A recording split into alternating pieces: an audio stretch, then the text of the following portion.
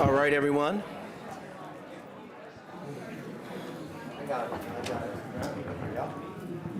All right, everyone. The time has come for the Monday, December 16th, 2019, regular city council meeting. Roll call, please. Alderman Turner. Here. Alderman Rivera. Present. Alderman Florian. Present. Alderman Taylor. Present. Alderman Bolton. Present. Alderman Seeger. Present. Alderman Mozio. Here. Alderman Kirkwood. Here. Alderman Newsom. Present. Mayor Cunningham. Present. To leave us an invocation by Pastor H. Lee Jordan, a junior from Greater Faith Baptist Church, located at 565 Powell Avenue, Waukegan, Illinois. Immediately following the invocation, we're going to have some young ladies lead us in the pledge. Pastor Jordan, thank you. All rise.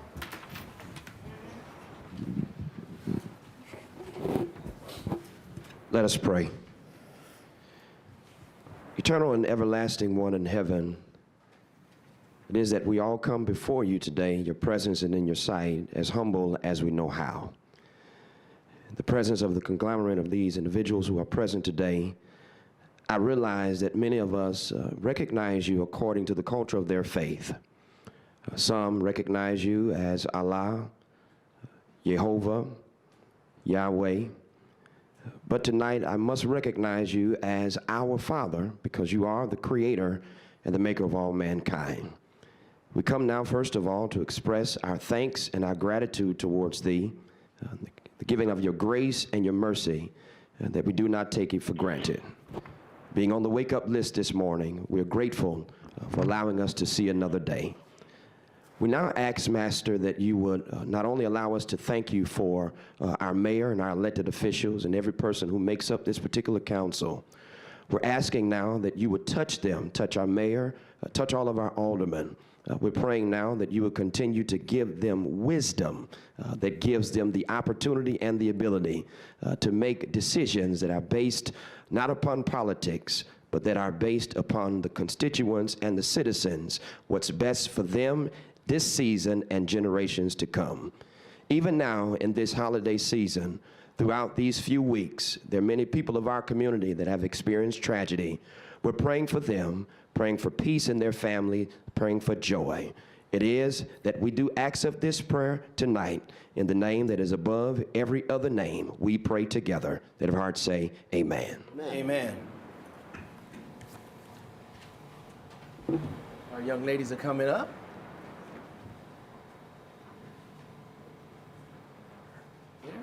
The flag is over here. I pledge allegiance to the flag of the United States of America and to the republic for which it stands, one nation, under God, indivisible, with liberty and justice for all.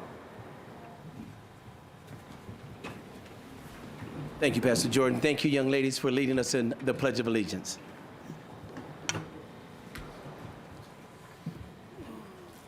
Next will be mayor's comments.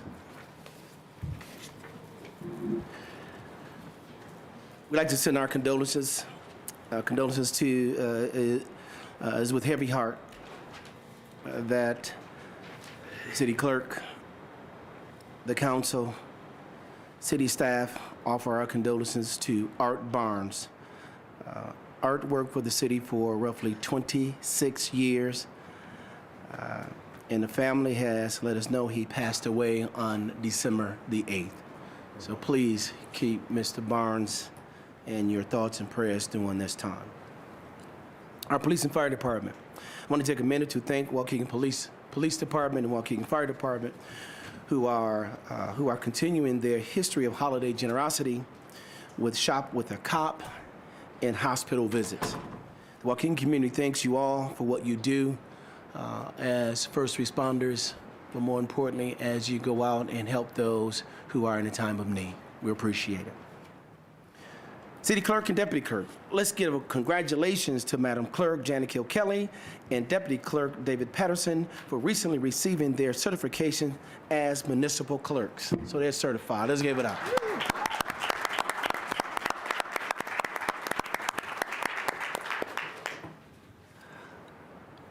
ETO. As the second series of air testing continues, we were recently alarmed with the UIC self-reported findings for levels of ETO. We are continuing to call on our federal and state partners, including the CDC, the US EPA, the ATSDR, the Illinois EPA, the IDHPR, as well as our state elected officials, for the purpose of information gathering and appropriate action as we move forward. Upcoming events. The Genesee Theater hosts Michael Carbonaro on the 19th, Elf on the Shelf Christmas musical on the 20th, and Gin Blossoms on the 28th. Holiday Walk and December Art Walk are on Saturday, December 21st from 5 to 9 p.m. in the Arts and Entertainment District. This year, families can enjoy strolling carolers starting at 5:30 p.m., ice sculpturing at Jack Benny Plaza at 6 p.m., shout-out band in the heated party tent at Clayton Street in Genesee on Genesee at 7 p.m., the final performance of Jacob Marley Christmas Carol at Three Brothers Theater at 7:30 p.m., free trolley service with the popular trolley trivia throughout the night, and last-minute gifts buying at the galleries and shops. Jazz Waves free holiday show is Sunday, December 22nd from 6 to 8 p.m. at Three Brothers Theater, Theater Stage 115. You still have time to sign up for the 21st annual Polar Bear Plunge. I'm gonna repeat that just in case I didn't hear me. You still have time to sign up for the Polar Bear Plunge, which is on January the 1st at the beach, with the first wave of plunger hitting the water at 10 a.m. If anybody wants to join the others as they plunge, you let me know. I will be commentating on the side as usual. All proceeds benefit Special Rec at the Waukegan Park District. And if you have not, if those who don't know where this is at, it is the building. If you take Genesee Street and it dead ends, is that correct, Janet? The Special Rec for the Park District is the building that dead ends on Genesee Street at the park. What park is Yeah, it? Douglas House. Is that Upton? Upton Park. Douglas. You have to go there one day. It is the most incredible scene. Young men and young ladies are dropped off at their parents, and they are treated just as normal individuals. They do some amazing things with them. They have such great spirits. I had an opportunity to go up there a couple times, and wow. They make you work, though. I had to do a little work there, but if you get a chance, everyone, just stop by, and if nothing else, just see how liberating it is to watch these young people just be themselves. And our park district, they're doing a fantastic job, the staff over there. So Janet, please let them know on behalf of not only myself, I think everybody here, and for those who have not, once you get a chance to go there, you will probably be babbling like I am, and excitement about what they're able to do. All right. I have one more holiday. The holiday season, please remember to be safe as we all get ready to be with our families and our loved ones, friends. Let's think about where we're going, how we're going, when we're traveling, who we're traveling with. Recently, I think we just had a tragic accident that was on Green Bay Road near, I think, the Blanchard Road. And young people just starting off their lives. Please, let's have a great, safe holiday season with our family and friends, so all of you can come back here and speak at Waukegan City Council meeting. All right, with that being said, Madam Clerk, it is right. audience time. Okay, bear with me. I've got a new timer. You like a new timer? Is that I okay? Yeah, you can see it. All right. Yeah, somebody said, oh, yeah. I was at another council meeting before we go, Janet, and I noticed that. It's like, we got to get it. We got to get it. It helps you, you know, as opposed to the ding, ding, ding and all that. All right. As opposed All to right, the Janet. egg timer. Well, okay, we got it. So I got it. don't know how smooth it's going to be. That's all right. I'm going to call the first 5 people. Go ahead and go to the east side of the room and line up. Make sure you say your name. You have 3 minutes. Dr. Burdette, Jesse Greenberg, Celeste Flores, Diana Burdette, and Milton Arietta. Dr. Burdette, Jesse Greenberg, Celeste Flores, Diana Burdette, Milton Agueta? Avieta. Not here? Okay. All right. Start any time. Okay. Thank you for letting me speak. I'm speaking tonight on behalf of Clean Power Lake County. As you mentioned, recently there were some preliminary results that were released from a CDC-funded pilot study regarding ethylene oxide in the blood of our people. This study was performed by Dr. Buchanan from UIC, and I'd like to go over that a little bit now. Buchanan has released preliminary results from a limited data set. It's not final, and in fact, I agree with her that it would be irresponsible to release a full data set without proper review. Also, I want to point out that this is not an experimental study. When the CDC determines if a community is experiencing an outbreak of a disease, they do not submit their findings to peer review. They alert the community and the media, exactly what Dr. Buchanan did. We're all still awaiting the full outcome of the study, but to ignore the warnings from such pilot studies as this is at the best an act of hubris, and at worst puts the community as a whole at danger. Buchanan found something significant because she established something that Medline claimed that it has been wanting to establish. Namely, she established baseline levels of ethylene oxide in people's blood and then compared that to people that live near the ethylene oxide emitting facilities in our community. What she found was that the closer a person lives to the Medline facility, the higher the levels of ethylene oxide damage were found in their blood compared to people that lived further away. On average, 150% higher if they lived within a half a mile of Medline. This is in line with symptomatic reports from the community that we at CPLC have been hearing and pushing the ATSDR and CDC to collect and test for. In this case, ETO in the air damages the red blood cells and makes them less able to transport oxygen. This in turn gives rise to temporary anemia-like symptoms with no known cause. To put a medical name on it, transient idiopathic anemia. Dr. Buchanan and I are meeting tomorrow to discuss in depth the methodologies, data, and future directions of this study. After that, I would encourage you to let me know if you would like to sit down and talk about any of this. I know that most of you, if not all of you, have been contacted already by Medline spokesman Jesse Greenberg to meet privately. So now I'm asking you to meet with and ask questions of the concerned citizens within your community. We're also very concerned with the air testing results that have come out, specifically for the neighborhoods directly east of the Vantage plant. At the middle of November and beginning of November, we saw ambient ETO levels orders of magnitude higher than nearby controls. While I do realize that Vantage is technically outside of Waukegan, I would hope that the high levels that our citizens are being exposed to in our air, taken in conjunction with what we now know about what is in our blood, will spur you to action. Thank you.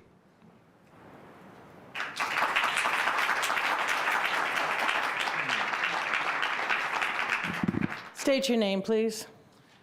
Yes, good evening, members of the council, Mayor Cunningham. Thank you for allowing me the opportunity to speak with you tonight. My name is Jesse Greenberg.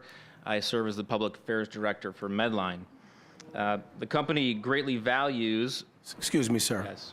Everyone, one thing we will have here is respect. When persons are at the mic speaking, as we do, we listen to you.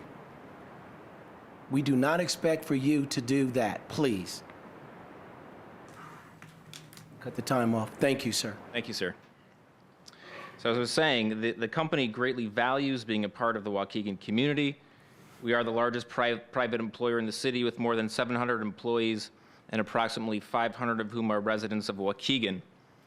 Most Illinois hospitals depend on the sterile surgical kits that we manufacture and distribute.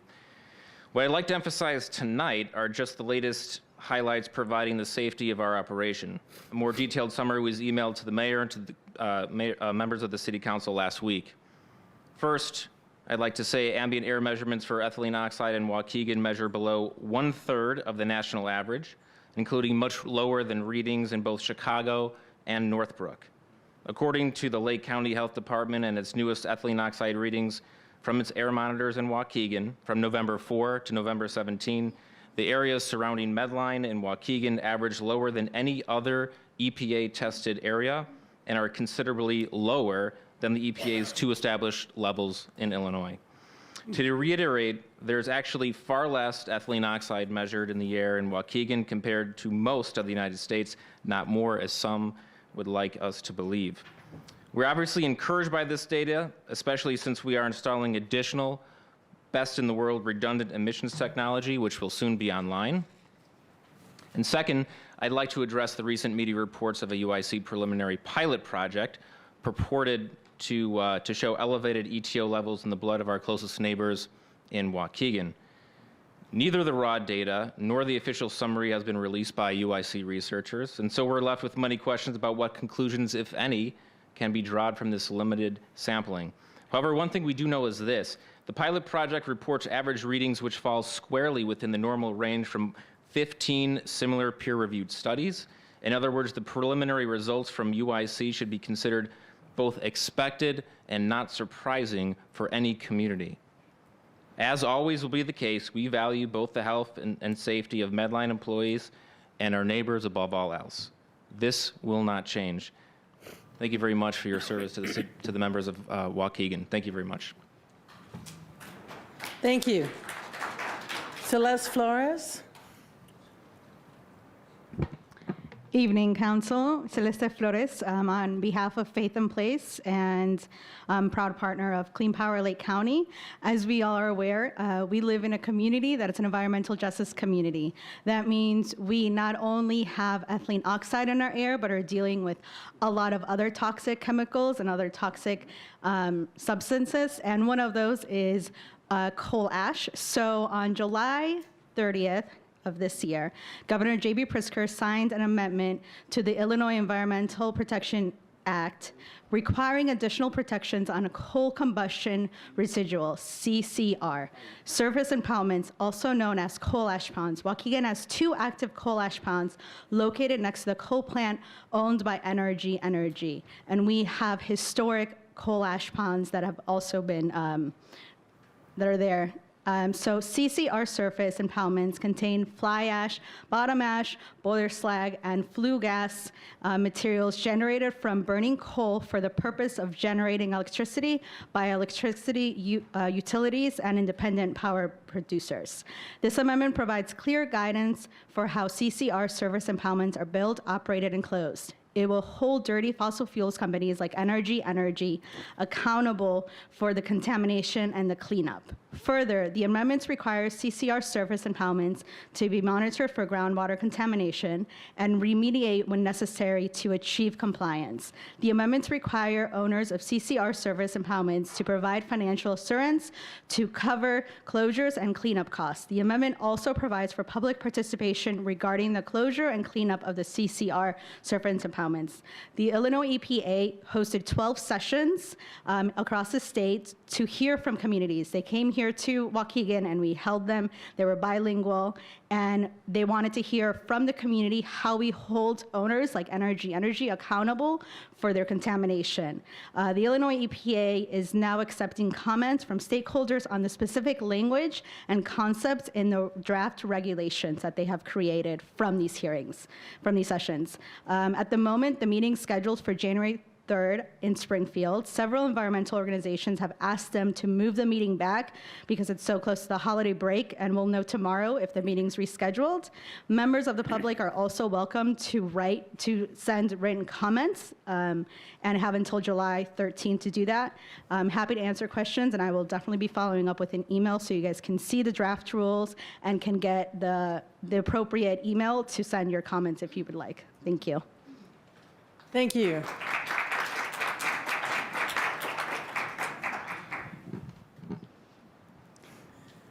La comunidad minoria es siempre la primera que se aprovechan. Nosotros somos los Excuse me. primeros. Ma'am, you're supposed to be addressing the council and Nosotros somos los primeros que lidiamos con have a el aire Spanish to tóxico. English If you're going to translator? interrupt me, then you're going to stop the clock, sir. Thank you very much. Nosotros somos los Speak English, right? primeros Thank you. que sufrimos los tóxicos que nos rodean. Siempre. Y el problema es que entran a nuestras comunidades y nos dicen mentiras. Y nos dicen que todo va a estar bien, que el dolor de cabeza no importa, que el dolor de estómago no importa, no es parte del tóxico, pero sí lo es. Siempre lo ha sido, siempre lo harán y siempre lo van a continuar de hacer si no nos levantamos y decimos basta. Now, we live in an environmental justice community. Because of that, we have to deal with not only physical issues, but emotional and psychological. This room is full because they are psychologically beaten, because they go to sleep thinking about it. And then we sense something, a headache, numbness in our face, and we immediately jump to conclusions. We live in an environmental justice community means that we also deal with other cumulative impacts. And we have to start moving forward, addressing it as a whole, not independently, because it is not just ETO. You heard Celeste Flores talk about coal ash, historical coal ash. It is everything that is accumulating on top of our shoulders, and we need to look at it as a whole, holistically.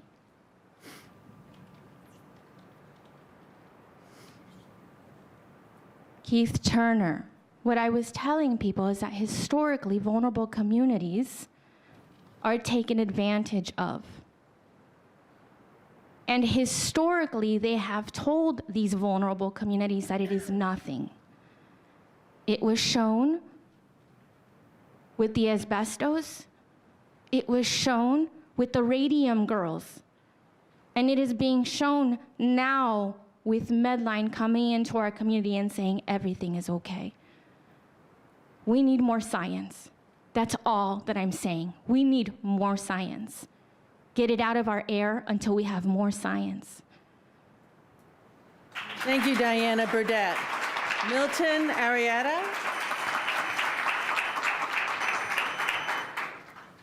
Can you repeat the name? Hi. I'm sorry. Can you repeat the name? Can you repeat the name of the... Milton Arrieta? Milton Arrieta. My name is Milton Arrieta. I speak Spanish. Okay. Can you help us out? I'm sorry, Susanna? I think Susanna, I just saw Susanna. Susanna, here she comes.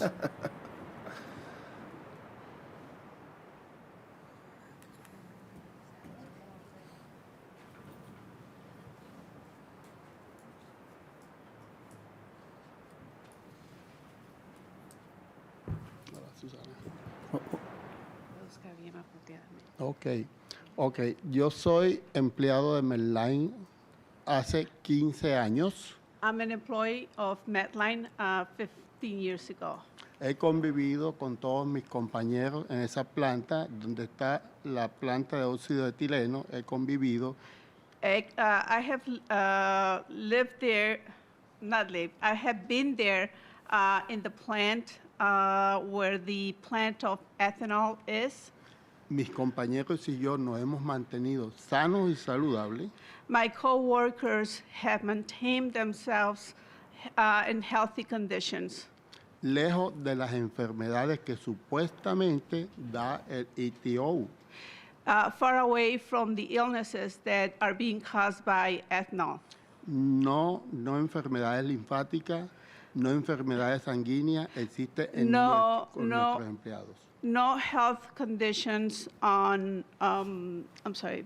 Enfermedades linfáticas, linfomas, no linfoma, I don't know how to translate lymphatic, non-lymphatic no illnesses, sanguíneos, no blood issues, que son las enfermedades que están relacionadas con el ITO. Ahí no- which are the illnesses that are related to ethanol. nos mantenemos sanos.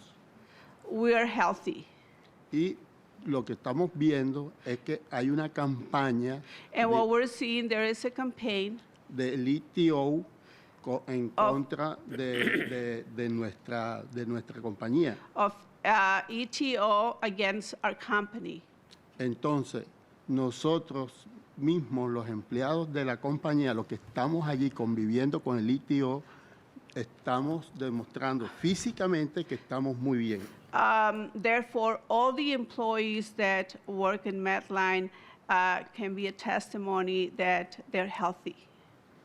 En resumen, eso es lo que quería decir, que el ITO no nos está afectando a nosotros desde el punto de vista de salud. Therefore, I would like to say that the ETO is not affecting us in terms of health. Gracias.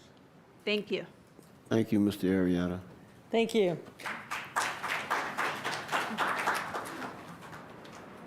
The next 5 people will be John Gaskill, Syed Karim, Annette Darden, Rita Mayfield, and Brenda Sorensen. Go ahead and line up. John Gaskill, Syed Karim, Annette Darden, Rita Mayfield, Brenda Sorensen. Please state your name. Good evening. My name is Jonathan Gaskill. I'm the Assistant Director of the Waukegan Public Library. I am here to say thank you to the Mayor and to the Aldermen for your support and partnership over this calendar year 2019. We're incredibly grateful to be able to serve the people of Waukegan and to be the community center that the library is meant to be. We are an information resource, and we are here to provide all sorts of things besides just books, movies, and music to our community. I wanted to bring 3 pieces of news to your attention, first of which we recently received a $70,000 grant from the Healthcare Foundation of Northern Illinois for functional health literacy at the Waukegan Public Library as part of our Education and Literacy Services Department. We are grateful for the donations from staff and administration for the hats and gloves. We have a mitten tree on the main floor, so if anyone would like to drop off some hats, gloves, scarves, anything warm, we gladly place it on the tree for people to take as needed. And we are grateful for Tony's Pro Painting. Lydia and Tony dropped off a whole tree full of stuff not too long ago, so thanks to them. And most certainly thanks to all of those who donated. We raised $2,500 on Giving Tuesday, which was this past Tuesday. 2 Tuesdays ago. So we're really grateful. I wanted to reiterate the fact that the library exists by and for the people. We are one of the last bastions of a civilized nation and democracy, and we're certainly here to help people suss out fact from fiction. And most certainly want to invite each and every one of you to come visit us in the new calendar year. If you haven't been this year, come on and visit us again. Get your library cards. It's the most valuable card in your wallet. And thank you for the opportunity to serve. Thank you.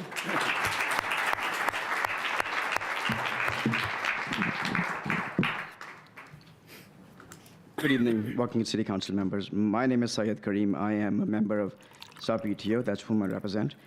I'll be very quick today. I don't want to be an alarmist, but the recent UIC study is indeed alarming.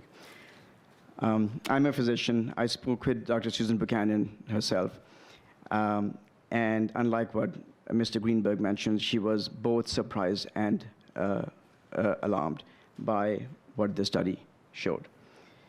So yes, we need a better study. It is a pilot study. It's not a good study, but we do need a better study.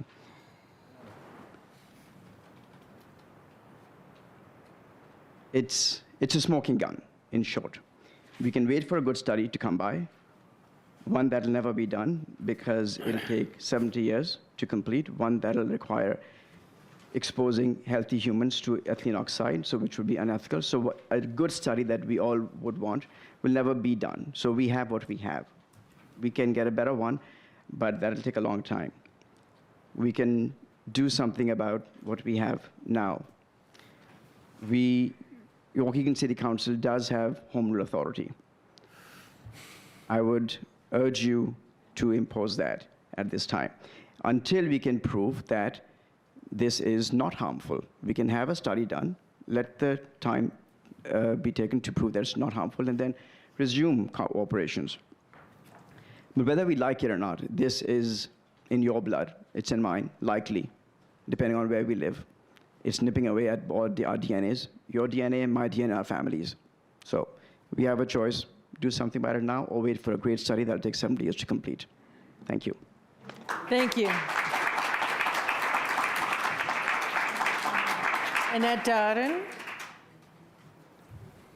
Thank you. I have something I wanted to hand out. I only have 5 of them, so I don't know. Just pass it down. Just give it to the alderman, and we'll pass it up for you. We'll share.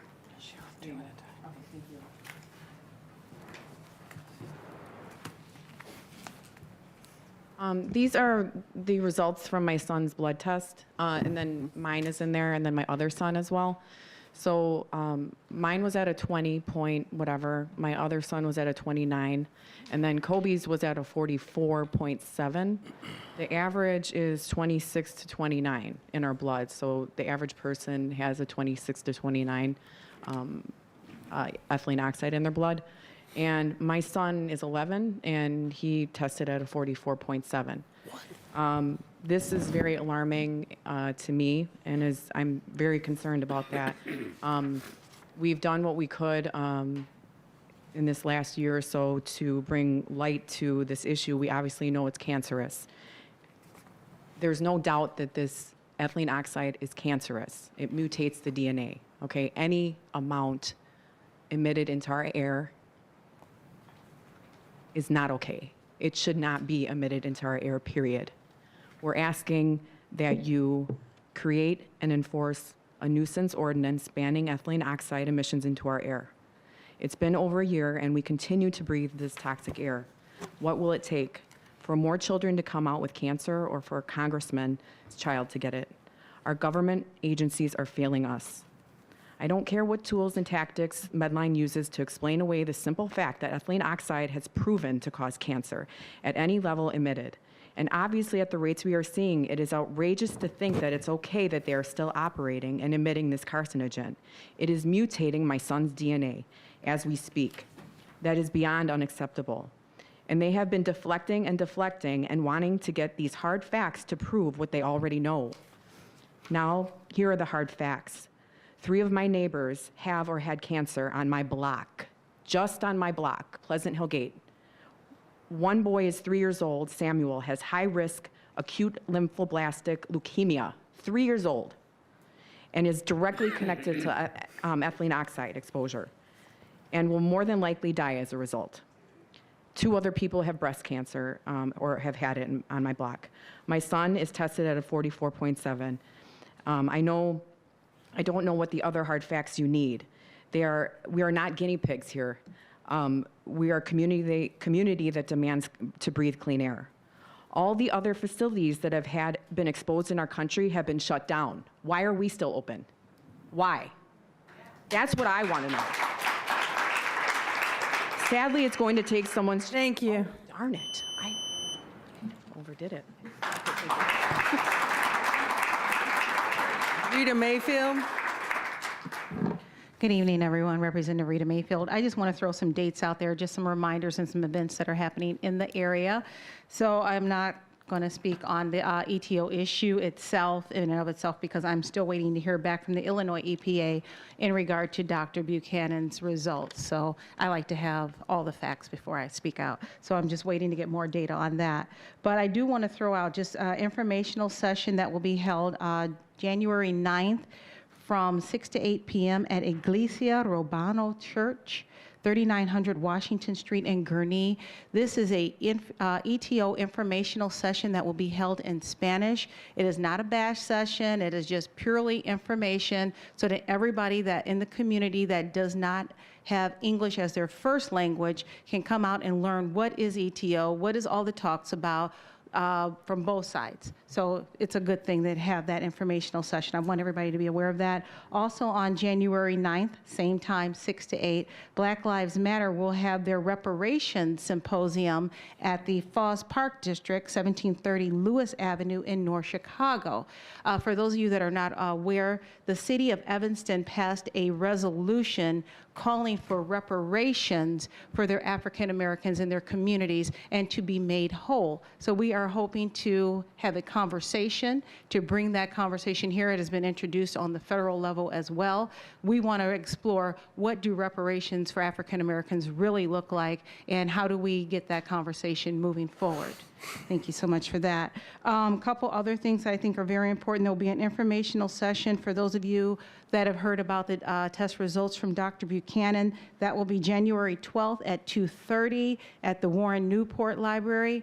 She will be there in Gurnee to discuss her findings, the UIC, the pilot program that they just did, and what the next steps are, what further data is needed, and how do we look at the data that she gathered and put it in a good context as well. Just want to throw out, again, free vocational training at CLC. Sign up starts in January. If you know any students that want to go to college for free, that's a program that I was able to get the funding for. Please let them know to go to CLC for that free program. Also, free for, tuition for teachers. That's another program that I was able to put into law. If you know anyone that wants to become a teacher, we are giving them free 4 years of tuition. Thank you so much. Thank you. Brenda Sorensen.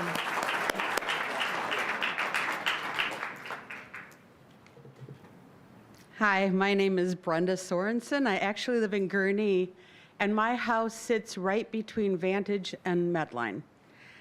And I've listened to what people have said tonight, and I'm trying to take it all in because everybody has a valid opinion. I think it's wonderful that Medline, in all these years, hasn't one person that has been affected by ETO.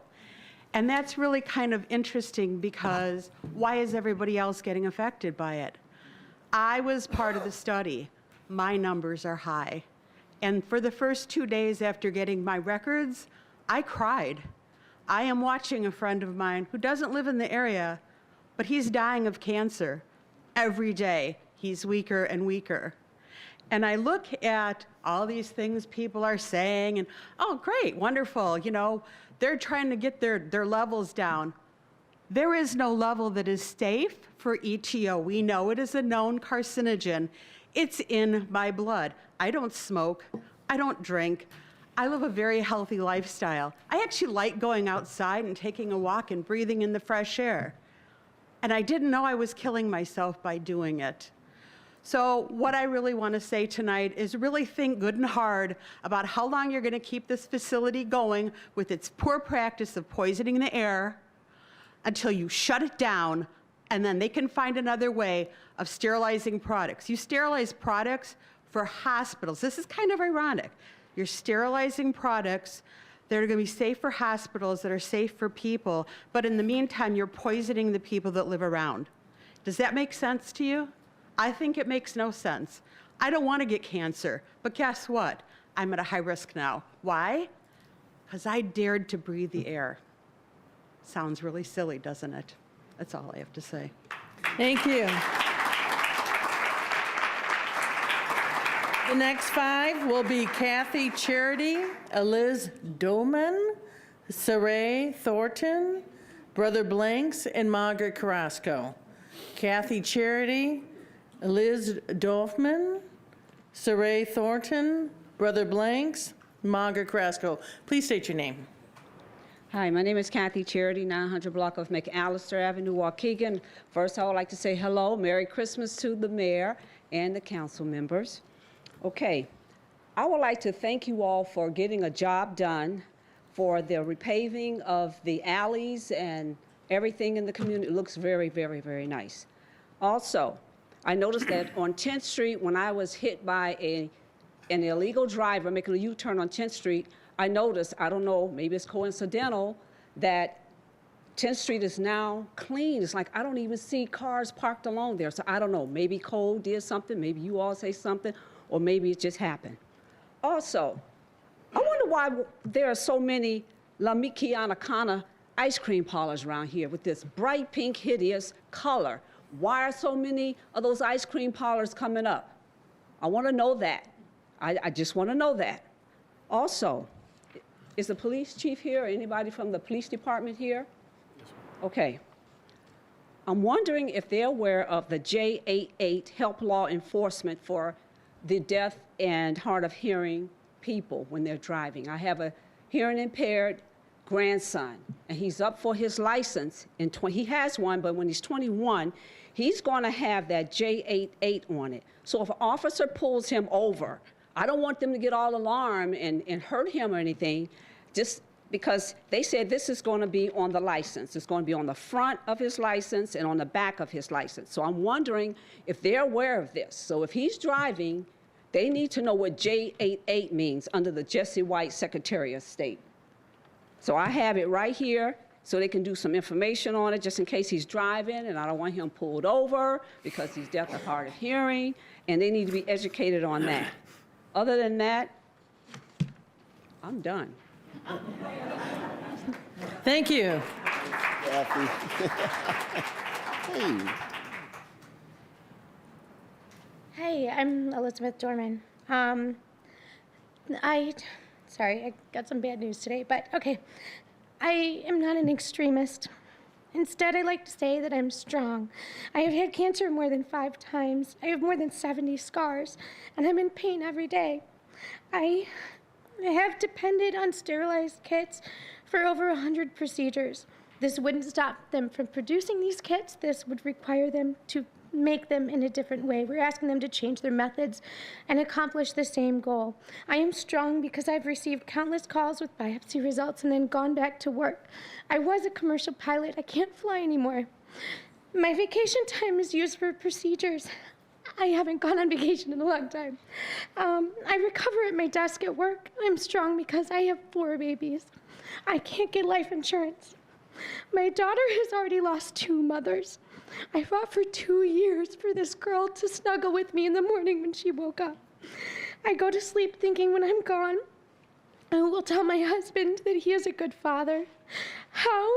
Thank you. How will it change my children if their mother is not there and the first smile that they see when they wake up so that they know it'll be a good day? How do I rearrange my kitchen cabinet so my husband can find things when I'm gone and he doesn't struggle? I would not wish cancer and this anxiety on anyone. I am so grateful every day for all of the people who are not sick. But the damage has been done. The leading cause of death in Lake County is cancer. I grew up in Lake County. I live in Waukegan. I live near Annette Darden. The leading cause of death in Cook County is heart disease. I'm scheduled my double mastectomy. When I reflect back on what has gotten me through all of these cancers and treatments, is to live with no regrets and to make decisions that I will not regret. So I ask you to be strong and to have no regrets. Moral values are defined by the boundaries that we set for people, and this applies to companies too. Be strong. Use the tools that you have to establish home rule. No regrets. The damage is done. Thank you. Thank you.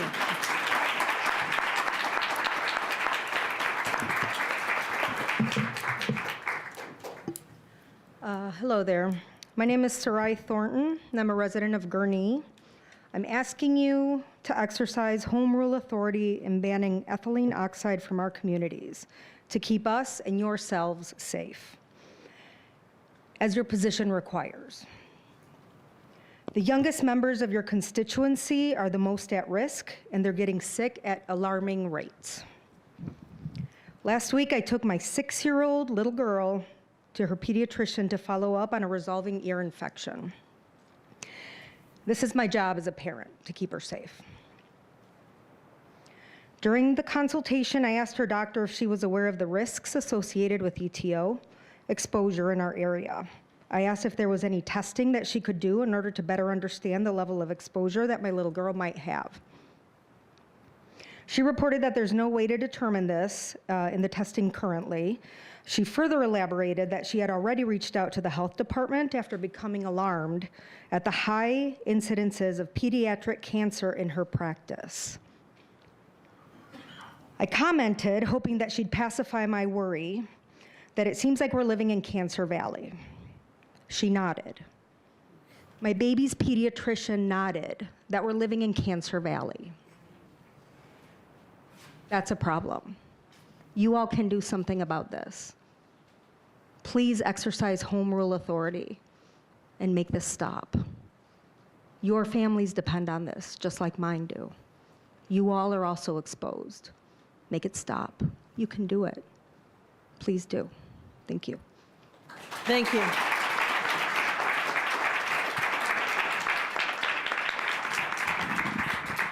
Brother Blank's Black Abolition Movement for the Mind. We appreciate the invite from the city tonight to do invocation and a Kwanzaa presentation, but we had to decline. But I will say, however, since the cooperation of this government has chosen to take the hard-earned tax dollars of the Waukegan citizen and use it against them in a circuit court of appeal to further delay or deny them of what the Attorney General has said they are rightfully and lawfully entitled to in fulfilling the police body cam FOIA request. But what Black Abolition Mind will do here on Monday, January the 6th, 4:30 p.m., in between what is the 50th anniversary of the death of Fred Hampton Jr., of the Black Panther Party, and the 90th birthday of the Reverend Dr. Martin Luther King, we will stage a all power to the people protest rally here, as well as a sit-in. Fred Hampton said all power to the people, and he said black power to the black people, white power for white people, yellow power for yellow people. So we want the people to understand we have the power and the authority here.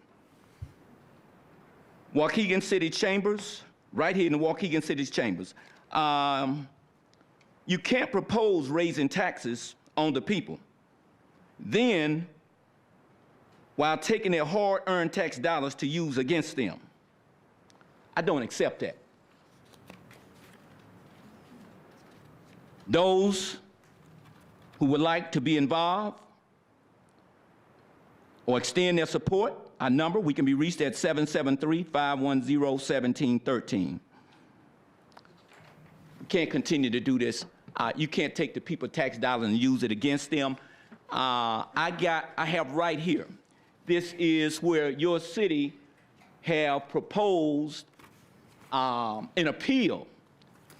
The Attorney General had already said that the city or the citizens entitled to the camera, but they are spending your tax dollars in an appeal, and this is coerced by the Lake County State's Attorney's Office. If the Lake County State's Attorney's Office wants to appeal it, let him use his own money, not our money. The state's attorney should not have the influence on this city. You guys, your job is to protect us when our rights are being violated, not to help and aid and assist in that. So you can't do this. This is not right. And so we will be staging a protest right here in a sit-in. We will start out at the county steps, and we will end up here for an all-night sit-in, ending at 12:01 a.m. Thank you for your time and attention.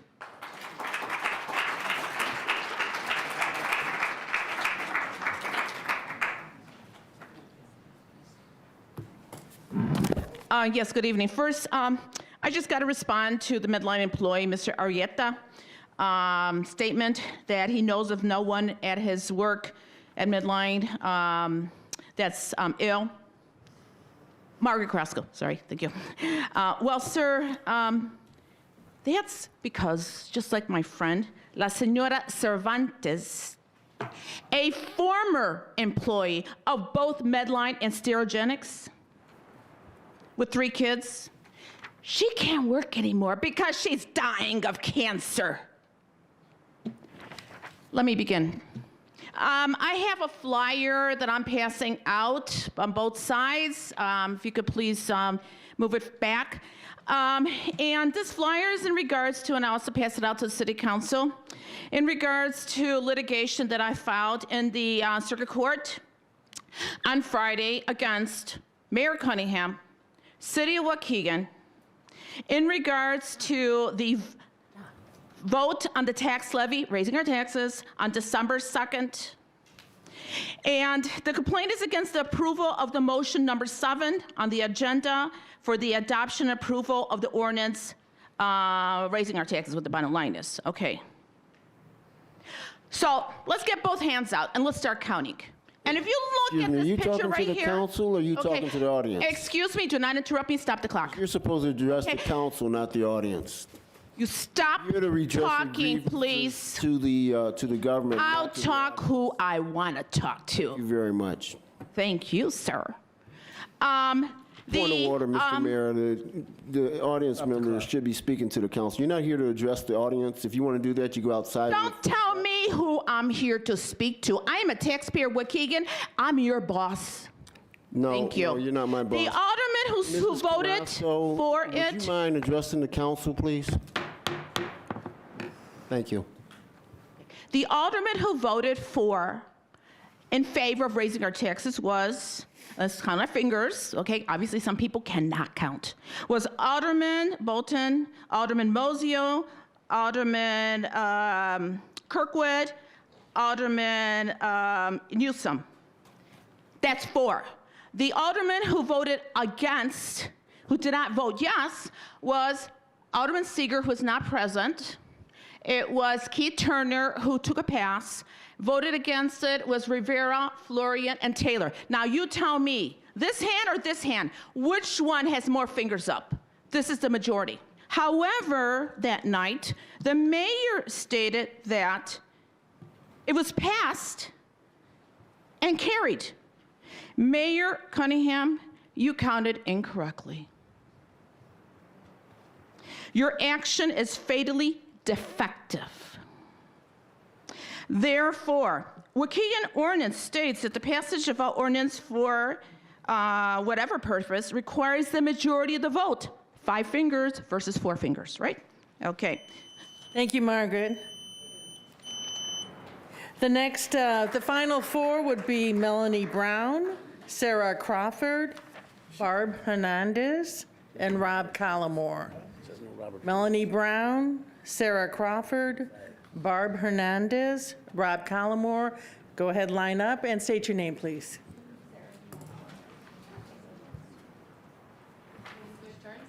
Sure. State your name. Hello, my name is Sarah Crawford, and I am a member of Stop ETO in Lake County. I grew up 1 mile from Vantage and 2 miles from Medline. First, I'm here today because we would like to request that Waukegan exercise its home rule authority and pass a nuisance ordinance to ban ETO admissions in the city of Waukegan to not only protect Waukegan's residents, but to protect all of Lake County residents from this poisonous gas. We have collected signatures from over 2,200 Lake County residents that implore you to protect them by exercising home rule. This copy is yours for your review. Also, we have a legal memo from our attorney that includes a legal analysis of home rule, and we would be happy to share this with any of you that are interested. Second, as Dylan Burdett already explained, Dr. Buchanan's blood study, I would just like to share one direct quote from her. She said, facilities emitting dangerous chemicals like ETO should not be located near homes, schools, businesses, parks, or any other frequently used places in the public. Stop ETO in Lake County is very concerned about these results. Therefore, Dr. Buchanan has agreed to come here on Saturday, January 12th, to talk to participants and answer any questions they might have. I personally emailed all of you back on November 23rd and invited you to this Stop ETO information session. Currently, like Representative Rita Mayfield said, this is going to be held at the Warren Newport Library. But we are considering possibly changing this venue to a larger venue due to the turnout we are expecting. Once we have solidified these details, I will email all of you again. We would love to see you there. Third, I understand that Medline likes to say that their employees are healthy, but we do have to remember that the approximately 50 employees who work at the ETO facility wear protective gear to protect themselves from ETO. The rest of the public does not get to wear this protective gear to protect themselves from ethylene oxide emissions. Last, throughout this year, Waukegan has been supportive of trying to protect its residents from ETO emissions. We are very hopeful that all of you sitting up there will once again rise to the occasion and protect not only the residents of Waukegan, but all of the families who live in the vicinity of Medline and Vantage and their toxic ETO emissions by exercising your home rule authority. Thank you very much.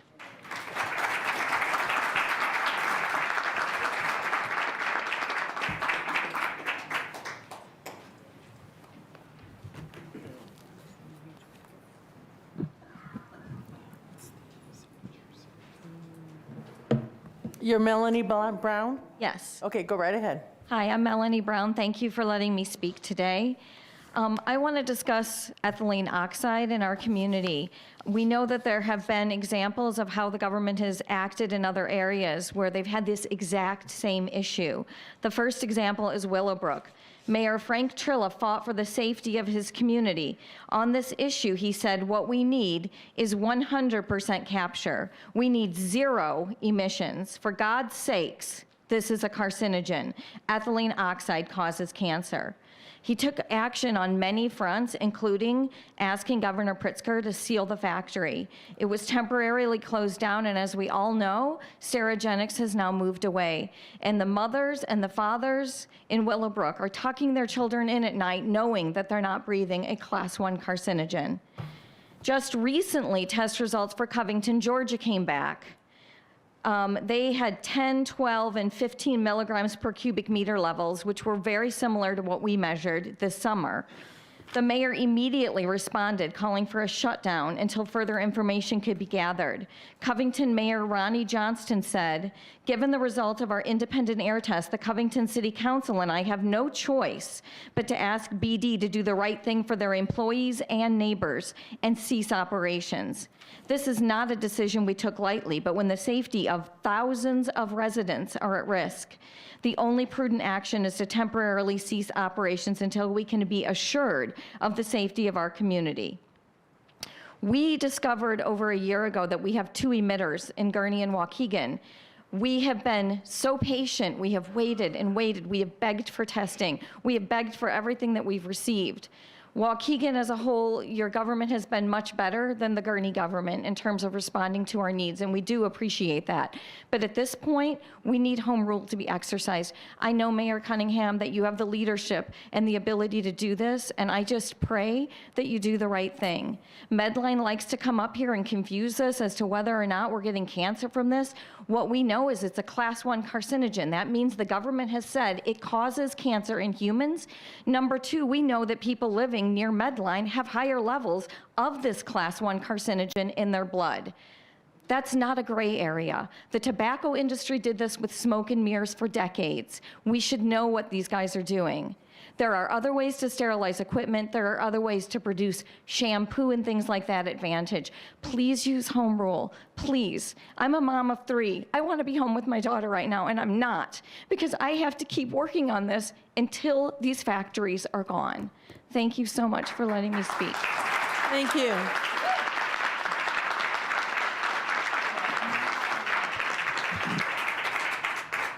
Hi, my name is Barb Hernandez, and I have lived in the path of emissions of ETO by both Vantage and Medline. It's very disheartening to see myself in both circles. My husband, who was very healthy, he was active. We lived in Gurnee. He was active in Waukegan with a ministry called Gang Outreach. Some of you may be familiar with Gang Outreach. I remember that, yeah. Yeah. And it was the joy of his life to get kids out of gangs. And people were court-ordered to attend the gang outreach program in order to get their lives turned around. And we saw so many people get their lives turned around. So he spent a lot of time in Waukegan and lived in Gurnee. And unlike the employees over at Medline who got to wear protective gear against ethylene oxide, and they're so healthy because of that, my husband, John, who was a wonderful man, the love of my life, passed away from cancer in 2012 because he did not have protective gear. And he was breathing in. He ran outside at the bike trails and everything. So he was like constantly breathing that in. So I just want to say, like John, the rest of us don't have protective gear either, and we're being exposed every day. Another point, the January 12th meeting with Dr. Buchanan, we are putting together a panel, so there'll be other people there, like maybe the ATSDR. We're trying to get Illinois EPA to come, and of course, Dr. Buchanan. So we will keep everybody informed as that solidifies and let everybody know. And then thirdly, I too would like to ask that you pass home rule and seal it until they can find a way to have zero ETO emissions, because no amount is safe. Thank you so much for your time, and God bless.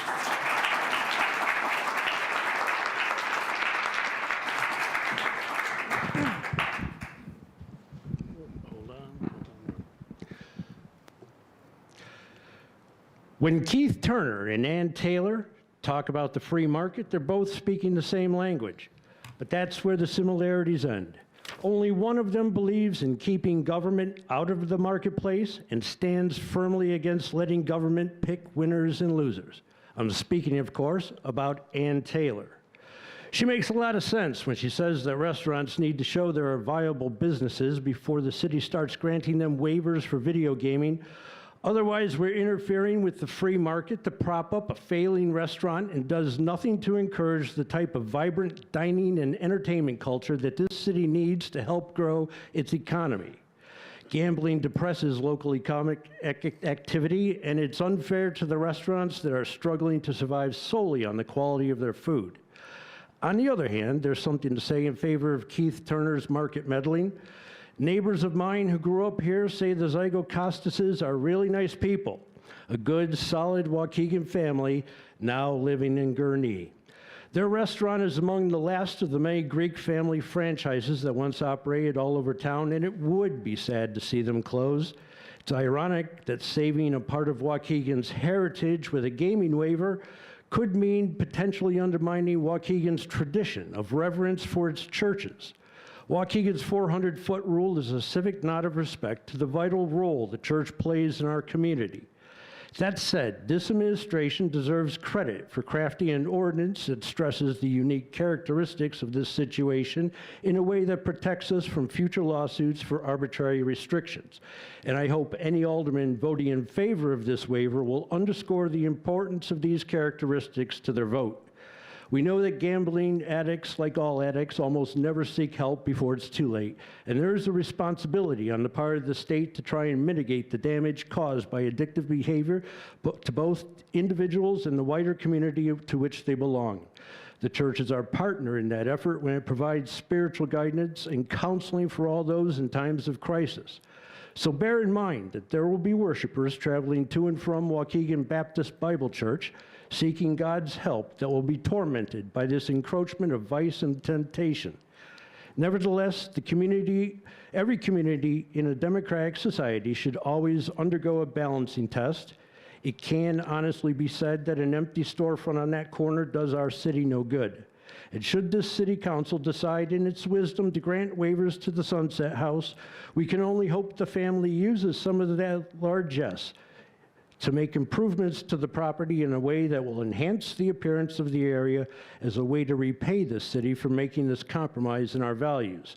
Failing to do so would place them alongside the absentee landlords who allow this city to go to ruin. Thank you.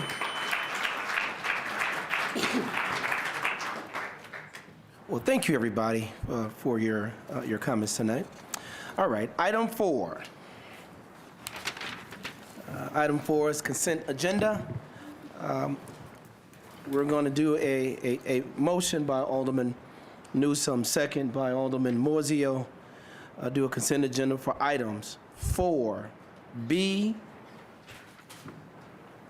4D through BB.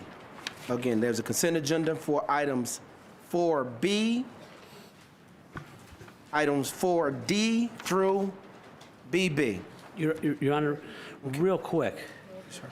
I would wonder if we could entertain a motion to move item AA up to the top, vote on that, get that taken care of now, so these people don't have to sit around and listen to us read off a million sentences. It's about the Carnegie Library. Oh, yeah. I'll make a motion to move that up in front of the consent agenda.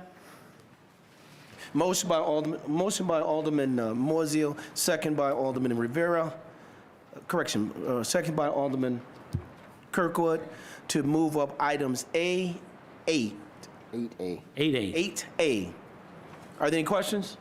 All those in favor? Aye. Aye. Pass and carry. We will motion by Alderman Morzio, motion by Alderman Kirkwood, second by Alderman Morzio to approve resolution of the purchase and sale contract providing the conveyance of the Carnegie Library, 1 North Sheridan Road, Waukegan, Illinois, PIN number 08-21-420-017, to the Waukegan Park District, directing corporate counsel to prepare all necessary documents, authorizing the mayor, city clerk, corporate counsel to execute such documents and perform such actions as necessary to close the conveyance.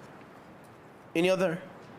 I was just going to say a comment, that's all. Okay. Alderman Morzio. This is long overdue. We have tried and tried and tried to do something with that building. I think it's in good hands now. Hopefully they can do something with it and make it a useful building and a useful venue, a useful attraction.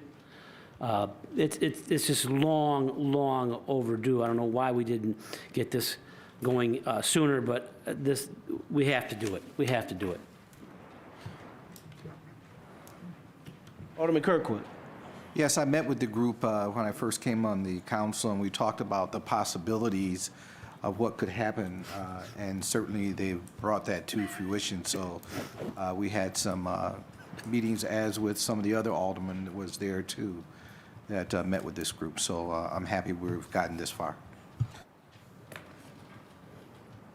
Mayor, I just want to also say I was excited about sitting in on the meeting, and I'm just excited about the project that's going to be executed. Thank you for your decision. No? All right. Roll call, please. Alderman Turner. Aye. Alderman Rivera. Aye. Alderman Florian. Aye. Alderman Taylor. Aye. Alderman Bolton. Aye. Alderman Seeger. Aye. Alderman Morzio. Aye. Alderman Kirkwood. Aye. Alderman Newsom. Aye. Pick the keys up tomorrow. Motion's passed, and the motion is passed and carried unanimously. Aye. Congratulations. Historical Society, Waukegan Park District, we certainly appreciate this venture you have started on. I know it's been a long time coming, but we, when I say we, all of us feel that it is in the best hands. And I phrase this all the time, stay in your lane. That wasn't our lane, it is yours. And now we're excited. Now we can be the partners that you needed for us to be for this project to move forward. Perfect example of city government getting out of the way. Getting out of the way. Stay in your lane. I coined that now. Great job. All right. Thanks. All right, thank you, everybody. Thank you, Alderman Motors, for bringing that up. You guys you ready to go? Thank you. All right. We're going to go back to item 4, consent agenda. Consent agenda will go as stands. Items 4B, then items D through BB. There's a motion on the floor. There's a motion by Alderman Newsom, second by Alderman Morzio. Any other questions to the motion? Alderman Florian. Can we pull out T, please?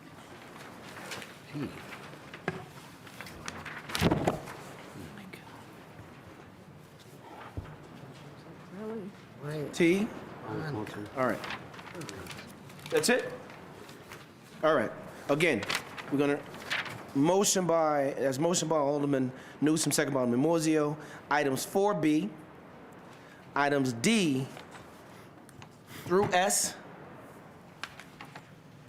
then U through BB. Any other questions to the motion? Roll call, please. Got to read it. Oh. All right, I'm gonna take them. I'll take some, somebody might have to take them. Let me just say, here we go. Items 4B, motion to authorize authorize a proper city official to approve the change order in the amount of $2,247, increasing the contract awarded to Data Management, Inc. for the Time Clock Plus approved October 21st, 2019, a total amount revised of $40,007. Items D, authorize proper city official to approve change order in the amount of $50,930, increasing the contract awarded to Kluber Architects and Engineers for facility improvement project oversight services approved on August 19, 2019, in a total revised amount of $210,930.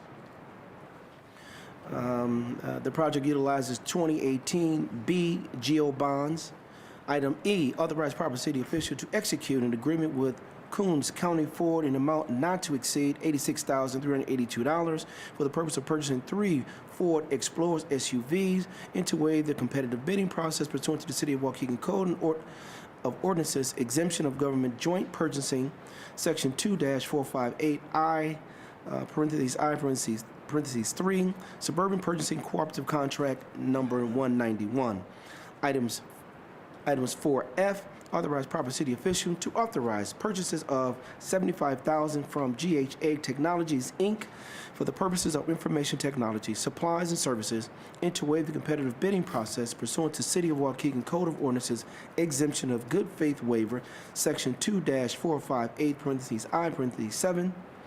Items G, authorize proper city official to approve change order to the Andres Medical Building, LTD, contract approved by City Council December 18, 2017. Item 4H, authorize proper city official to approve the change order in the amount of $312,000, increasing the contract awarded to Campanella and Sons for storm, excuse me, and sewer main emergency repairs approved July 15, 2019, to a total revised amount of $412,000. This project utilizes 2018 C Water and Sewer Bonds funds. Items 4I, authorize proper city officials to approve a change order in the amount of $57,864, increasing the contract awarded to Campanella and Sons for emergency repairs due to Rugby Court water main approved October 21st, 2019, to a total revised amount $205,312. Project utilizes 2018 C Water and Sewer Bonds funds. Items 4J, authorize proper city official to execute an agreement with Fair Pal Construction USA LLC in amount not to exceed $189,596 for the purpose of water main lining and to waive the competitive bidding process pursuant to City of Waukegan Code of Ordinance exemption of high degree of skill, Section 2-458, parentheses I, parentheses 5. Projects utilizes 2018 C Water and Sewer Bond funds. Item 4K. You want me to take over? Yes, sir. Item K, motion to authorize the proper city officials to award a contract to Mississippi Valley Pump, Inc. in the amount of $572,048.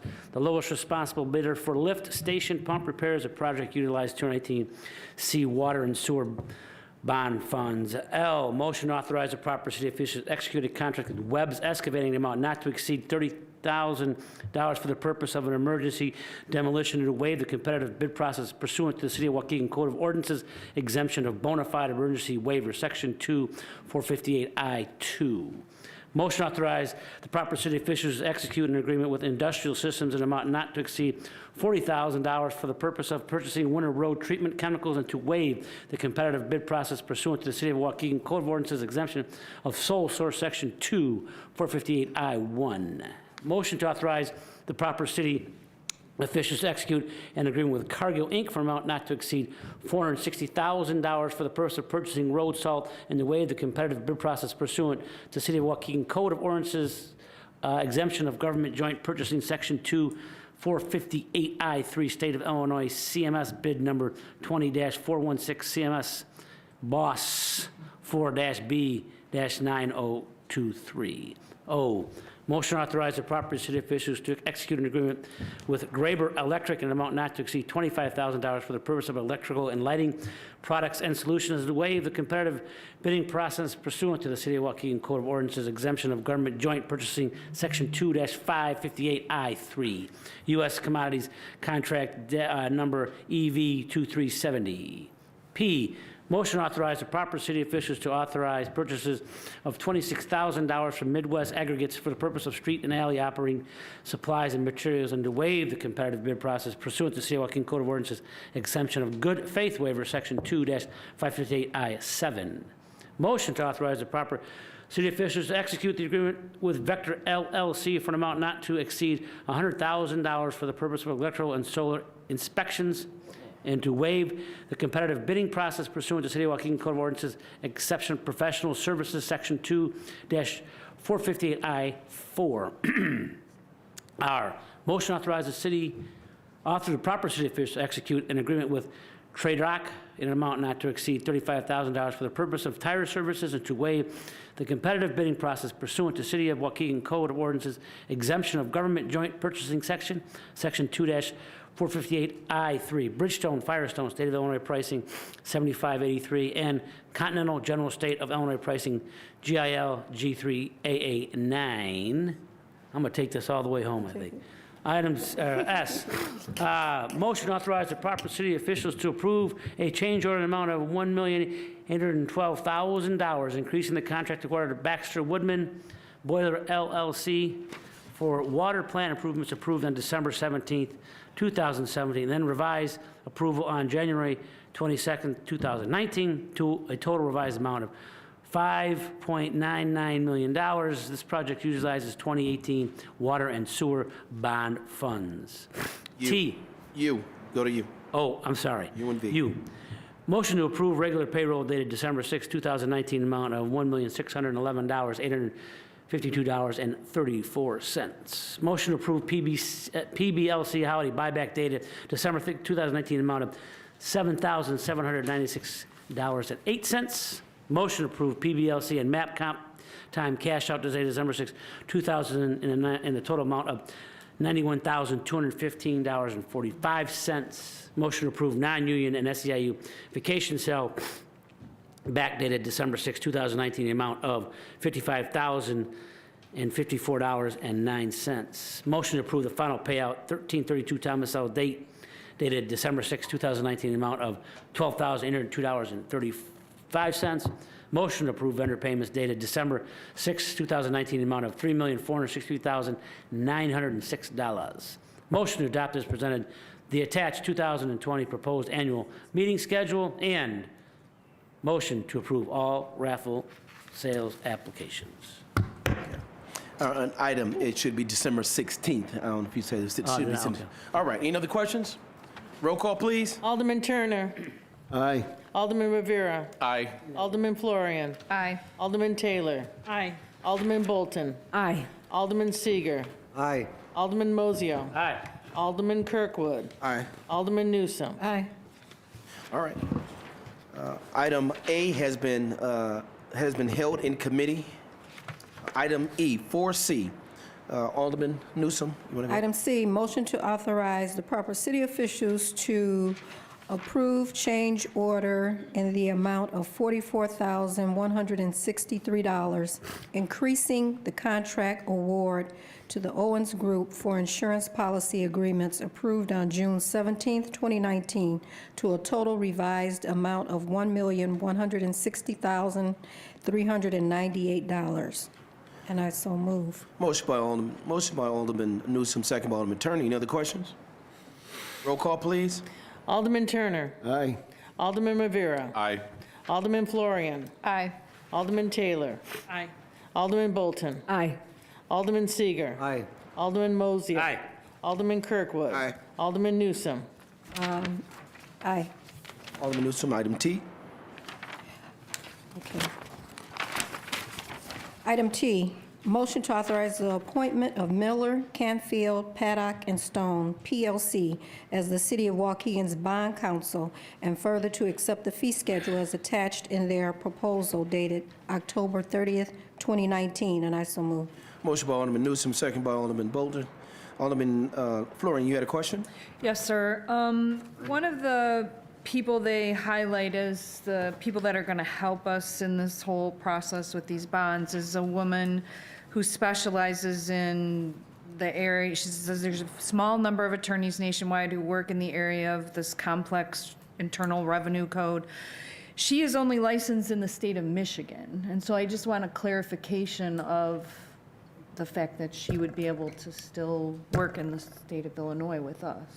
I would comment, but Tina, why don't you do that, because she deals with that more so than anyone else. Normally, I would defer to Bob Long, but since he's not here tonight, so the primary is Daryl Davidson, who is licensed in Illinois. That's the primary attorney. He would be the one issuing any legal opinion that the city or the bondholders would be reliant upon. It's very common for these firms to have multiple offices in different states. It is IRS code, which is federal law, that they're looking at anyway. And when they opine on the bonds, it is a legal opinion based on federal law, and it's a form filed with the IRS. Okay. I just wanted clarification on that. Okay, and I'm going to, and thank you, Tina, I'm going to ask Doug just to comment from the legal aspects of it as well.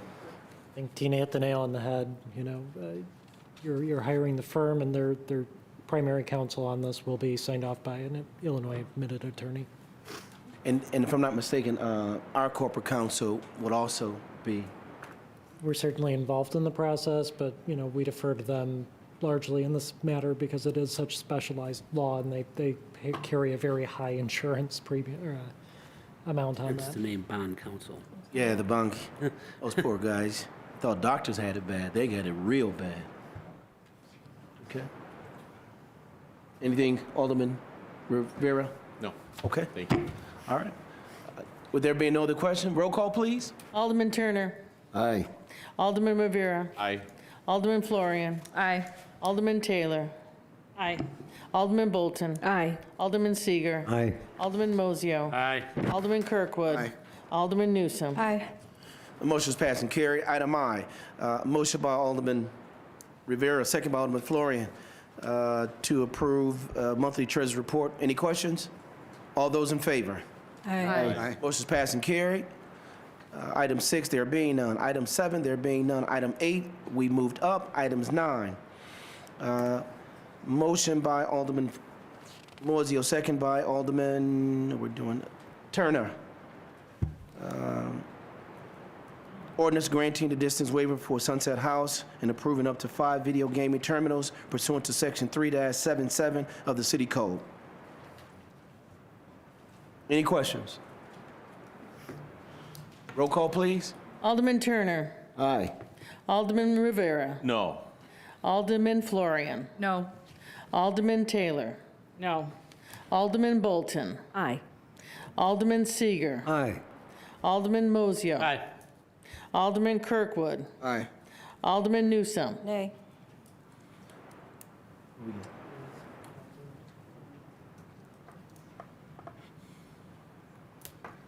The vote fails 5-4. We need not a majority, not a simple majority on this. You need a vote of 6 to pass. Oh, you can see. Okay. Items B, motion by Alderman Taylor, second by Alderman Rivera, adding a 1C retail package sales liquor license for Vera LLC. Any questions to the motion?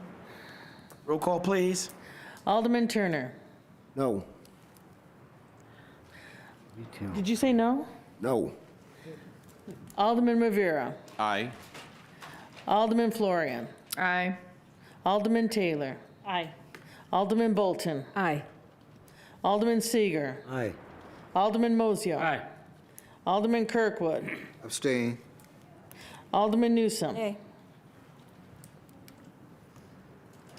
Motion's passed and carried. Motion by Alderman Fleury, second by Alderman Taylor, an ordinance adding one Class E restaurant liquor license for La Fondita. Fondica. I was about to A-E-I-O-U it, Fondica. Any questions to the motion? Roll call, please. Alderman Turner. Aye. Alderman Rivera. Aye. Alderman Florian. Aye. Alderman Taylor. Aye. Alderman Bolton. Alderman Seeger. Aye. Alderman Mozio. Aye. Alderman Kirkwood. Abstain. Alderman Newsom. Nay. Motion's passed and carried. Item 10, closing items, Alderman's time. Madam Clerk. Alderman Turner. Thank you very much. I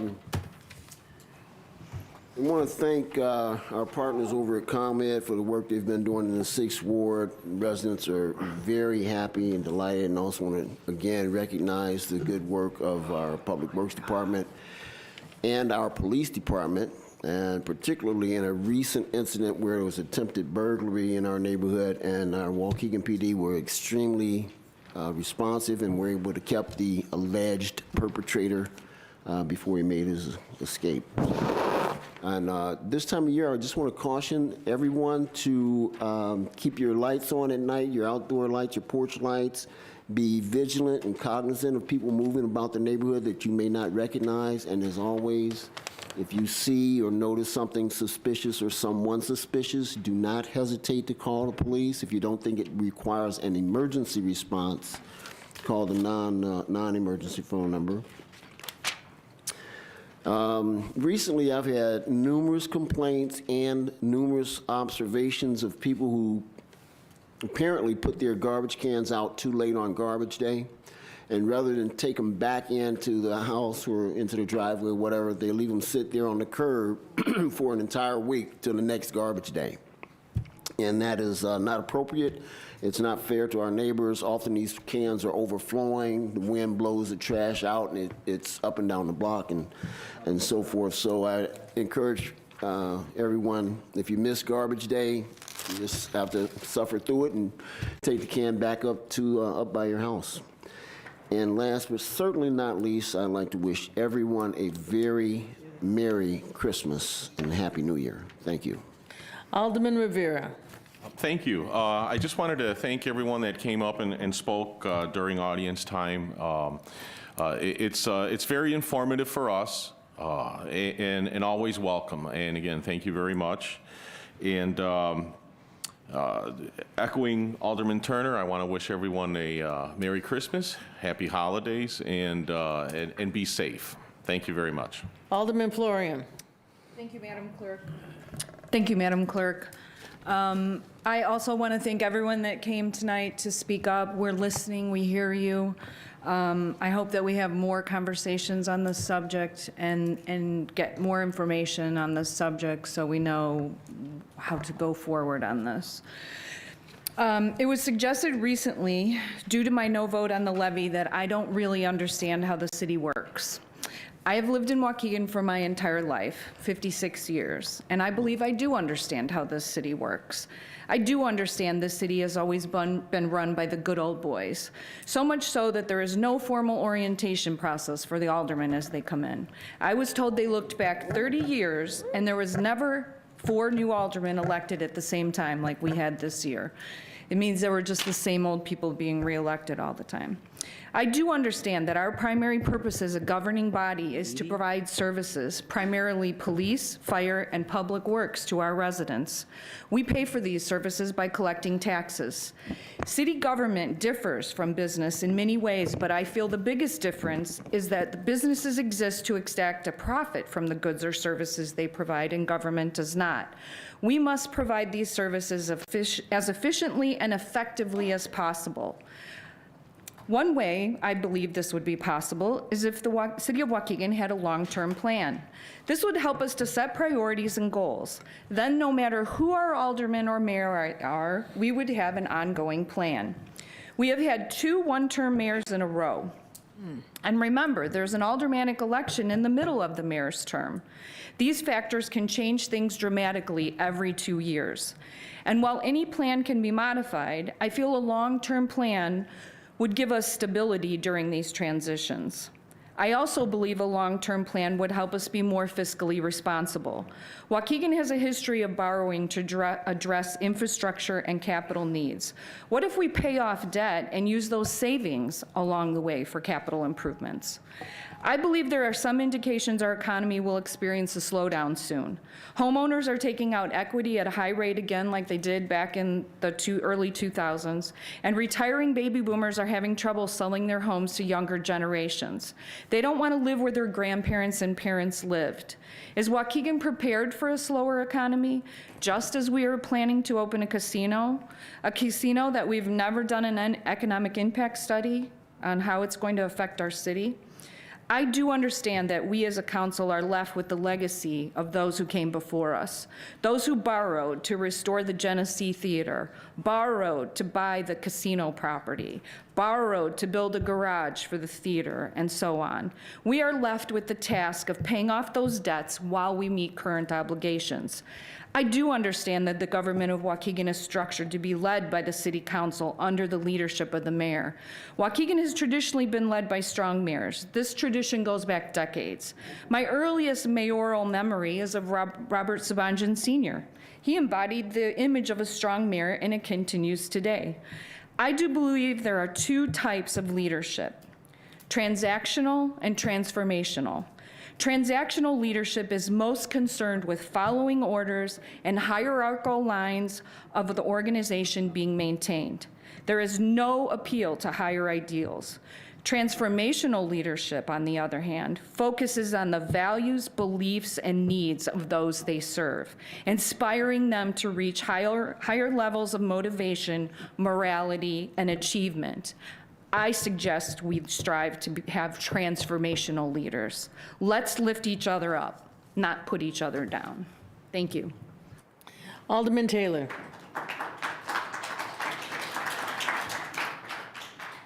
I'm only going to make one comment tonight, and it'll be the only comment that I make on this matter. While I usually don't make comments on the things that the mayor says, this week I feel I need to make an exception. At the last city council meeting, the mayor went and talked to the newspaper and called the alderman who did not vote for his tax increase as inexperienced. It's a roundabout way of saying that we were incompetent. Over the last 2 years, I've been called a liar on the council floor, reckless in the newspaper when I didn't vote for a tax increase in December of 2017. Those of you who are regulars, can we ever forget the 6-minute rant and the fake apology when I wouldn't vote for the $58 million in bonds causing more tax increases? Frankly, this behavior is outrageous. It's immature, unprofessional, disrespectful, and frankly, a bullying behavior that has become that expected of Donald Trump.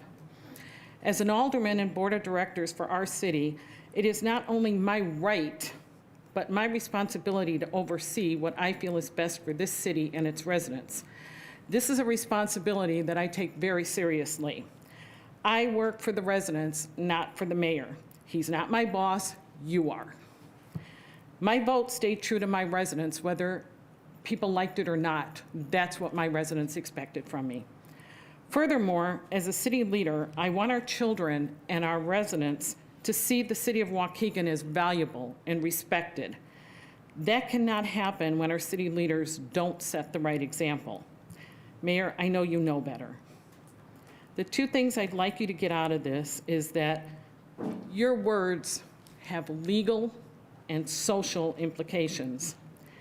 And last, our leadership starts and ends with our own personal conduct. Understand, I was disappointed in what I saw in that newspaper. You don't see the CEO of Abbott calling out his board of directors when he doesn't get what he wants. So I don't agree with it. I don't talk about it. Tonight is the one and only time you will hear that happen. I want you to understand, I don't have an issue with the mayor. I don't have an issue with any of the aldermen. Trust me, they're my peers. I respect them. I care about them. I want, as we go forward, for everyone to understand, I want them to have as much of a happy holiday as I want everybody else. This isn't a personal issue. It's something that I didn't agree with, and I felt I needed to state publicly, since many of my residents were calling and asking why I don't speak out about it. So like I said, it's the only time you'll hear me say something, but I felt it needed to be said. I don't want to end on a sour note. I want to make sure that everybody takes the time to enjoy the holiday, and thank you for allowing me to be up here. Alderman Bolton. Yes, thank you for, I want to say, first, everyone have a happy holiday, a blessed holiday. And also I want to thank one of my constituents for acknowledging in the first ward and seeing some evidence of improvement. And I want to personally thank our police officers for addressing the illegal action, yes, on 10th Street. And I also want to thank Public Works for improving our alleys. And then personally, I want to explain my position and why I voted yes for the tax increase. And it's based on this information. Of every dollar paid in property taxes, the city receives 23 cents. When the residents pay their property tax bill, 77 cents goes to the other governments, including public schools, Lake County Park districts, and township. The 23 cents the city receives is spent on police, fire pensions, disability benefits, to repay bond issues, to pave our roads and repair sidewalks, to continue providing residential garbage pickup in other communities, companies like Waste Management, Bills and Residents directly to keep even our library free. No property tax dollars are used for the city operation, such as day-to-day salary. So the cost of our police and fire pensions and disabilities benefits keep going up, much more as our inflation, due to the state laws. And the other thing to remember, the price of our garbage contracts is going up next year because of our new gas taxes. So that's based on that information. That is why I voted yes. Thank you for allowing me, Sherry. God bless you. Alderman Seeger. Thank you. I'd first like to start out by wishing everybody throughout the city of Waukegan and all the wards, all 9 wards, their families, the kids, very Merry Christmas. And I'd like to especially thank Waukegan Fire Department, the paramedics, Waukegan Police Department, for their assistance when I fell on ice and went down at 6 o'clock in the morning. Paramedics were just great, and along with the police department. Everybody's been so patient with me. And as they say, patience is a virtue. Well, just be a little bit more patient and give me time to recover, because I'm not there yet. But I'll be out in the ward, and I'll be out working for the people. That's what you elected me to do, and that's what I plan on doing. So everybody have safe holidays, and watch out for that ice. My God. I found out the hard way. I went down, I couldn't get up. And I've been through 2 operations now, and I don't want to fall again. But everybody have a safe holiday, a wonderful Christmas, and God bless you all. Thank you very much. Alderman Mozio. Yeah, I wasn't going to say anything, but a couple of things come to my mind. A couple of aldermen have mentioned about people that come to audience time, which I've always been a proponent of. We've had back and forth discussions about where the podium goes, and how to talk, and all that. I mean, we had an alderman up here one time said, you can come up and recite green eggs and ham. I don't really care. It's your right. But remember, it's a monologue. I've had far more constructive conversations with Bob, with Dylan, and with Calvin, who are in the audience, when we go and talk back and forth. At least for this alderman, if you want to have a meaningful conversation, you got to call me or email me, and we'll set up a time, and we'll sit down, and we'll talk. That's how it's supposed to work, at least efficiently in my mind. You can come up here and talk 3 minutes. I have no problem with that. That's your right. But it's not, it's a monologue. It's not effective as it could be if we sit down over a cup of coffee or whatever else and we talk about issues.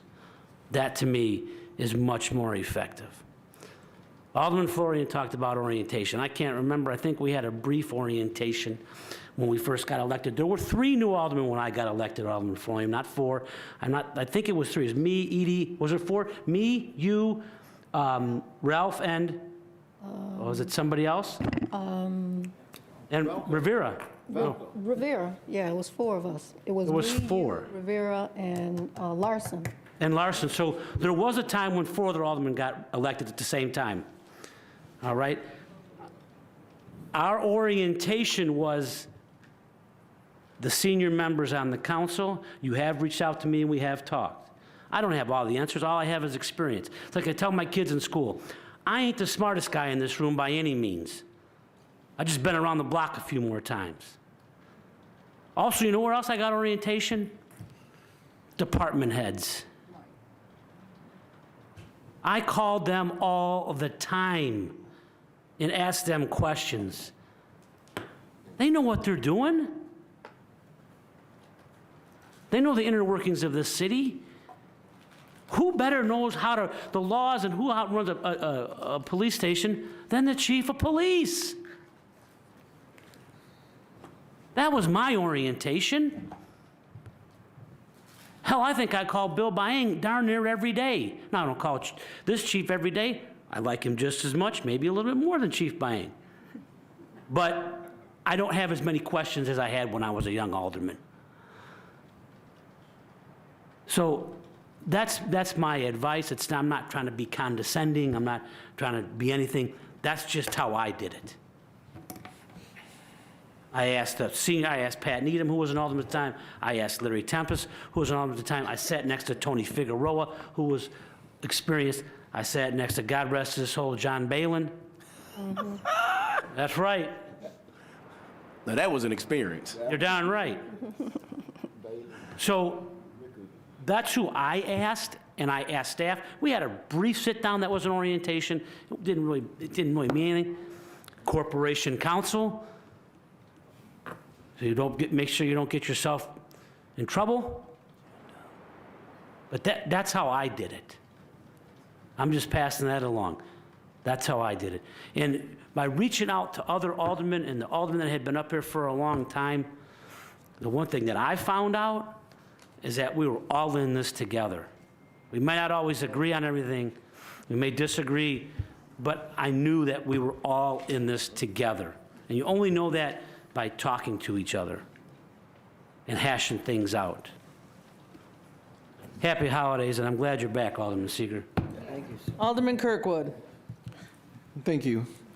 First of all, I want to welcome our second ward alderman back, and also to wish the entire city Merry Christmas and a Happy New Year.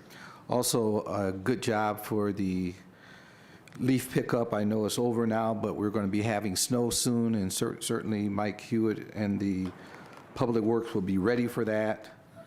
Hopefully our residents will be ready by making sure that those cars are moved in those areas that should be moved so that cars don't get damaged or towed. Please keep that in mind. Also, in terms of orientation, being a new alderman, I went through several orientation meetings. I met with Finance Department. I met with Corporation Council. I met with Mike Hewitt in terms of Public Works. I talked with the police chief. So I attended many meetings along with the HR department. But certainly my background allows me to have some understanding of how things work. But I think that as a council, we need to continue to work together for the better of Waukegan, not just our particular ward, but certainly for the city as a whole. And as soon as we continue to do that, Waukegan will be a better place to live. No one wants their taxes raised, but everyone wants the services that we give. And so we have to hit a happy medium in terms of that. So once again, as we come into the winter months coming up, we hope that you will continue to come out. We know that your concerns about ETO and all the other things that are happening in our community, and certainly we don't have a deaf ear to those particular things. So we ask you to continue to come out. Let's be civil. Those of you that speak, continue to let us know how you feel. Have a happy holiday. Alderman Newsom. Thank you. I'd just like to thank Public Works, Mr. Hewitt. I usually call him on a daily basis to address issues going on in my ward, and I just wanted to thank you for making sure those things are taken care of, you and your staff. Police Chief Wallace, same thing. My neighborhood policing officers, they're usually Johnny on the spot taking care of issues when I give them a call. Mike Patel with Code, Miss Erica Taylor, who is my code officer. I'd like to thank her. Usually when I give her a call, she's usually telling me she already tagged it. So I appreciate their dedication in the Fifth Ward. I appreciate all your help, and I thank you for helping me to help those in the Fifth Ward and my residents. And I'd just like to wish everyone a very Merry Christmas and a Happy New Year. That's it. To the Alderman, thank you for helping me to help move our community along.